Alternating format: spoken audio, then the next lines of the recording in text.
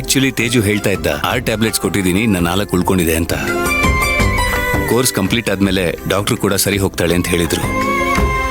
ಅದಕ್ಕೆ ನಿಮ್ಗೇನು ಹೇಳಲಿಲ್ಲ. ಇವಾಗ ಹೇಗಿದ್ದಾಳೆ? ಪರವಾಗಿಲ್ಲ. ಅಸ್ತಮಾ ಅಂದಾಗ ಒಂದ್ ಸ್ವಲ್ಪ ಭಯ ಆಗತ್ತೆ. ಒಂದೊಂದ್ಸಲ ಹೆರಿಡಿಟರಿ ರೀಸನ್ಸ್ ಕೂಡ ಇರುತ್ತೆ. ಡಾಕ್ಟರ್ ಹತ್ರ ಬೇಗ ಕರ್ಕೊಂಡು ಹೋಗಿ ತೋರಿಸಿ. ಸರಿ.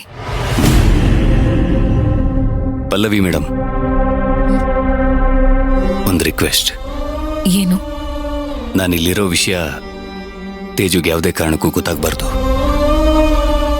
ಸರಿ. Thank you.